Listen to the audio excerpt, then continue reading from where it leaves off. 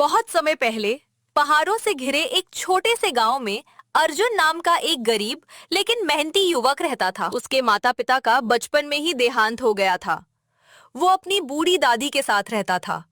दादी हमेशा उसे सिखाती थी, बेटा, मेहनत और सच्चाई कभी बेकार नहीं जाती।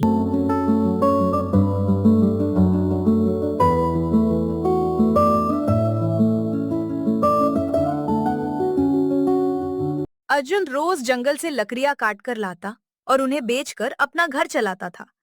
एक दिन जंगल में उसे घायल अवस्था में एक बूढ़ा यात्री मिला। अर्जुन उसे अपने घर ले आया, उसकी सेवा की और कई दिनों तक उसकी देखभाल की। जब यात्री ठीक हुआ तो उसने कहा, बेटा, तुमने बिना किसी स्वार्थ के मेरी मदद की। मैं तुम्हें एक सलाह देता हूँ। पहाड़ी के पीछे एक पुराना कुआं है। वहां हर पूर्णिमा की रात जाना, लेकिन कभी लालच मत करना। पूर्णिमा की रात अर्जुन वहां पहुंचा। उसने देखा कि कुएं के पास एक छोटा सा संदूक रखा है। उसमें कुछ सोने के सिक्के थे और एक पर्ची लिखी थी, जितनी जरूरत हो उतना ही लेना। अर्जुन ने केवल 5 सिक्के लिए और बाकी वहीं छोड़ दिए। उन पैसों से उसने अपनी झोपड़ी ठीक करवाई, खेती के औजार खरीदे और मेहनत से खेती शुरू कर दी। कुछ महीनों में उसकी फसल बहुत अच्छी हुई। उसकी ईमानदारी और मेहनत की चर्चा पूरे गांव में होने लगी। गांव का एक लालची साहूकार ये सब देख रहा था। उसने सोचा कि अर्जुन के अमीर बनने का राज पता लगाया जाए। उसने किसी तरह पूरी बात जान ली और अगली पूर्णिमा को वह भी कुएं पर पहुंचा।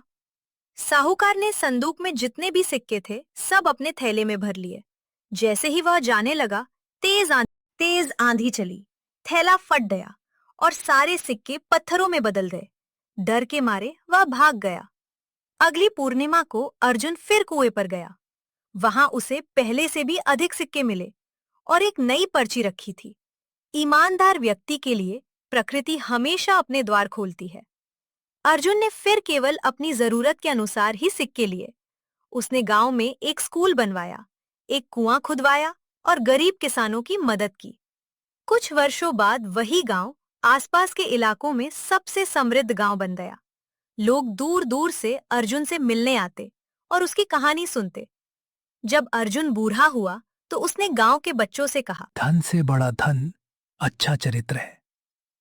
पैसा कभी भी खत्म हो सकता है, लेकिन ईमानदारी और अच्छे कर्म हमेशा लोगों के दिलों में जिंदा रहते हैं। उसके बाद गांव के लोग हर साल उसकी याद में ईमानदारी दिवस मनाने लगे, ताकि आने वाली पीढ़ियां भी यह सीख सके कि सच्चाई और मेहनत का रास्ता कठिन जरूर होता है, लेकिन अंत में जीत उसी की होती है।